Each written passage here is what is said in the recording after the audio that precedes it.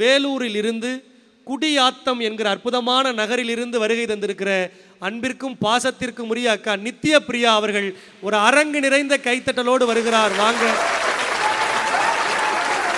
பெரும் மதிப்பிற்கும் மரியாதைக்கும் உரிய நடுவர் அவர்களுக்கும் பிளாக் ஷீப் டிவி நேயர்கள் அத்துணை பேருக்கும் அன்பான வணக்கம். அற்புதமான ஒரு தலைப்புங்க. இளைஞர்கள் சூழ்ந்து இருக்கக்கூடிய இந்த இடத்துல கேட்கக்கூடிய ஒரு நல்ல கேள்வி. குழந்தைகளும் இளைஞர்களும் கொண்டாடப்படுகிறார்களா இல்லை பந்தாடப்படுகிறார்களா அப்படின்னு கேட்ட கேள்விக்கு எதிரணியிலிருந்து பேசின யோகதர்ஷினி வச்ச வாதத்தை பார்க்கும் பொழுது எனக்கு ஒரே ஒரு வரி தாங்க ஐயா பேசணும்னு தோணுது. என்னது? யாருன்னா நிறுத்துங்களேண்டா அவனை. ஐயா, கனவுனாலும் ஒரு நியாயம் தர்மம் வேணாமா? எப்படிப்பட்ட ஒரு சமூகத்தில் நம்ம வாழ்ந்துகிட்டு இருக்கோங்க. குழந்தைகளை நாங்கள் பந்தாடுகிறோம். ஏமா மனசாட்சி இருக்காமா? எந்த காலத்தில் காந்திஜிக்கும் நேருஜிக்கும் கிடைக்காத மரியாதை எல்கேஜி யூகேஜி படிக்கிற பையனுக்கு நாங்கள் கொடுக்குறோங்க. கொடுத்துதான் ஆகணும். ஐயா, நான் எம்இ மாஸ்டர் ஆஃப் இன்ஜினியரிங் படிச்சிருக்கேன். என்னுடைய கான்வகேஷன் சர்டிஃபிகேட்டை காலேஜில் இருக்கக்கூடிய ஆஃபீஸ் ரூமில் போய் லைனில் நின்று நான் வாங்கினேங்க. சரி. போன வருஷம் என் பையன் யூகேஜிலிருந்து ஃபஸ்ட் ஸ்டாண்டர்டுக்கு ப்ரொமோஷன் ஆயிட்டான்னு கான்வகேஷன் டே பட்டமளிப்பு விழா நடத்துகிறாங்க.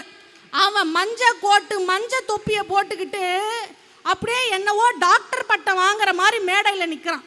எனக்கு ஆசையாக இருக்குது, மறுபடியும் பிரைமரி ஸ்கூல்லே சேர்ந்தாவது நம்ம வாழ்க்கை கொண்டாட்டமாக மாறுமான்ற அளவுக்கு இன்றைய குழந்தைகளை நாங்கள் கொண்டாடுறோம். இவங்களுக்கு பந்தாட்டமா இருக்கான். இன்னைக்கு இளைஞர்கள் தெளிவா இருக்காங்க. நீங்க சொல்வதெல்லாம் ஒரு காலகட்டம். நம்ம வாழ்க்கையில நம்ம ஏதாவது ஒரு முடிவு எடுக்கணும்னா 4 பேர் நம்மள என்ன நினைப்பாங்களோன்னு பயந்து பயந்து வாழ்ந்த காலம்லாம் ஒரு காலம். ஆனா இன்னைக்கு நான் தப்பு செஞ்சா மன்னிப்பு கேட்பேன், ஆனா நீ தப்பா நினைப்பலாம் என்னால மன்னிப்பு கேட்க முடியாது போடான்னு ஒரு கம்பீரமா வாழ்க்கை வாழறாங்கன்னு சொன்னா இளைஞர்களை நாங்கள் கொண்டாடுறோம். பிள்ளைகள் கிட்ட இருந்து நம்ம கத்துக்க வேண்டிய விஷயம் ஏராளமா இருக்குங்க. அழகான கவிதை படிச்ச நடுவர் அவர்களே.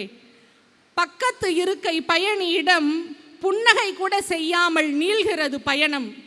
தூரத்து வயல்வெளி சிறுமி கையசைத்து கற்று தருகிறாள் அன்பை.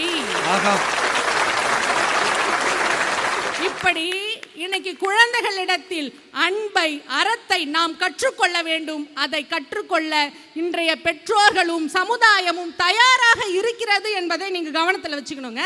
ஐயா, ஒரு காலத்துல ஆண் குழந்தையை எப்படி கொண்டாடணும், பெண் குழந்தையை எப்படிங்க கொண்டாடணும்? பெண் குழந்தைகளுக்கு கொண்டாட்டம்னு ஒன்று இருந்துதாங்க.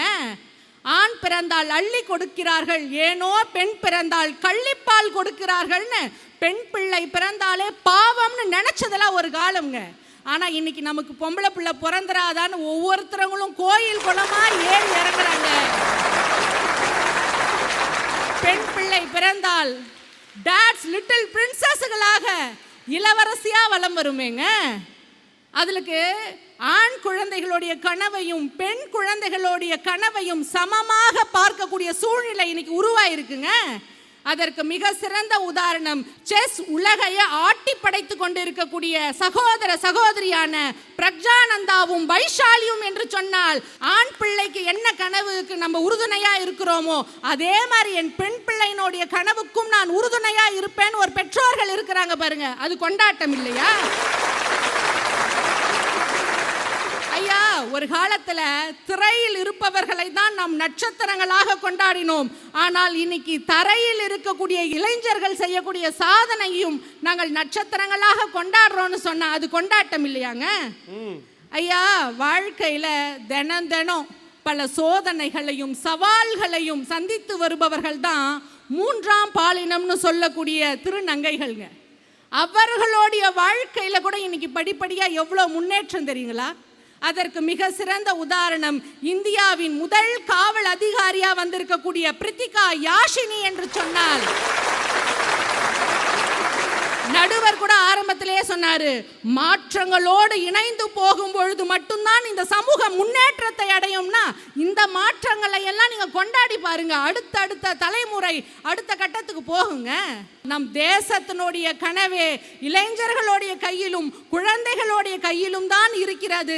அவர்களுடைய வழிகாட்டுதலின்படி தான் நம்முடைய தேசமே நகர்ந்து கொண்டிருக்கிறது என்று சொன்னால் அவர்களை நாங்கள் கொண்டாடுகிறோமே தவிர ஒரு நாளும் பந்தாடவில்லை என்று சொல்லி அற்புதமான வாய்ப்பளித்த அத்தனை நல்ல உள்ளங்களுக்கும் நன்றி பாராட்டி இடம் சார்கிறேன். நன்றி, வணக்கம். மழை மாதிரி கொட்டி தீர்த்திருக்காங்க. யோகதர்ஷினி பேசிட்டு போன பிறகு இவ்வளவு பிரச்சனை இளைஞர்களுக்கு இருக்குது அப்படின்னு ஒரு பக்கம் நாம் அந்த பக்கம் போகிற மாதிரி இருந்தால் இந்த பக்கம் வந்து என்னையா பிரச்சனை, இளைஞர்களுக்கு நாங்கள் எவ்வளவு முக்கியத்துவம் கொடுத்துருக்கோம், ஆணின் கனவுக்கு எந்த அளவுக்கு மதிப்பு கொடுத்தோமோ அதை விட ஒருபடி அதிகமாக பெண்ணின் கனவை நனவாக்குவதற்கு இன்னைக்கு நாங்கள் புறப்பட்டிருக்கோம்னு சொல்கிறாங்க. எங்கள் வீட்டுக்கு பக்கத்தில் தனலட்சுமின்னு ஒரு அக்கா இருந்துச்சு. பள்ளிக்கூடம் படிக்கும்போது கல்லூரி படிக்கும் போதெல்லாம் உயரம் தாண்டுதல்ல அக்கா தான் மாநில அளவில் மாவட்ட அளவில் பரிசு வாங்கும். 19 வயசில் அந்த அக்காவுக்கு கல்யாணம் பண்ணி வச்சாங்க. மாமியா சொன்னுச்சு, உயரம் தாண்டுறது நீளம் தாண்டுறது வாசப்படியை கூட தாண்டக்கூடாது. கனவுக்கு முட்டுக்கட்டை போட்டாங்க. ஆனால் 19 வயதான ஒரு இளம் பெண்ணை நமக்கு திருமணம் பண்ணி வச்சுட்டாங்க. நம்ம அம்மா மாதிரி அவளையும் அடுப்படிக்குள்ளேயே நாம் போட்டு முடக்கிறத விட கனவுகளோடு இருக்கிற என் மனைவிக்காக நான் பணியாற்றுகிறேன்னு சொல்லி இன்றைக்கு தனலட்சுமி என்கிற அந்த இளம் பெண்ணை சாதனையாளராக மாற்றியிருக்கான்ல ஒரு ஆண் கணவன் நண்பன். இன்னைக்கு நாங்கள் கொண்டாட தொடங்கி இருக்கிறோம். சாதனையாளர்களை உதாரணம் காட்டினதோட மட்டும் இல்லைங்க, அந்த சாதனையாளர்களை இந்த சமூகம் எப்படி கொண்டாடுதுன்னு சொல்லி பேசியிருக்கிறாங்க.